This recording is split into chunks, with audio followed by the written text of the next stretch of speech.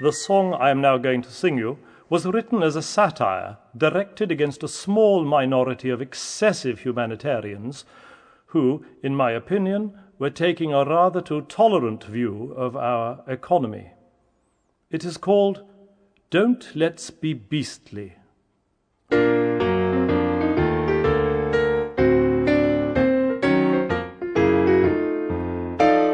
Don't let's be beastly to the bankers.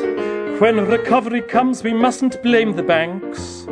It was just a few bad apples, and although we now feel messed on, all they did was shackle us with debt and give us Robert Peston. Let's be meek to them and turn the other cheek to them, forgive and forget and shower them with our thanks. Let's give them full air parity and treat the rats with charity, but don't let's be beastly to the banks. We must be kind, and with an open mind, we must endeavour to find a way to let the bankers know that when the crisis is over, they are not the ones who'll have to pay. We must be sweet and tactful and discreet, and when they're back on their feet, we mustn't let them be upset or ever get the feeling that we're cross with them or hate them. Our future policy must be to reinflate them. Don't let's be beastly to the markets, for you can't deprive the trader of his tanks.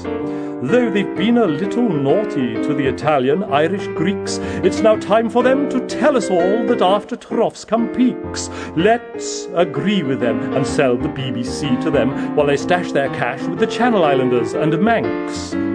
We'll each forgive them to a man for flushing Iceland down the pan, but don't let's be beastly to the banks. We must be just and win their love and trust, and in addition we must be wise and ask the bankrupt lands to help us save the system. Such unity is a wonderful surprise. For many years the banks shed floods of tears because the poor little dears had been so wronged and only longed to cheat the world, deplete the world and beat the world to blazes. This is the moment when we ought to sing their praises. Don't let's be beastly to the city, those dear souls who packaged mortgages into chunks. And while others saddled chains of debt on an unsuspecting poor, the insurers flogged that risk for gain on the financial market's floor.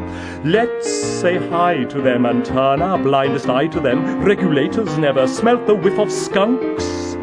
Let's not ask them whose the onus is, just pay their sickening bonuses, but don't let's be beastly to the flunks. Don't let's be beastly to the bankers. Though they've wronged us, they are riddled with guilt and angst.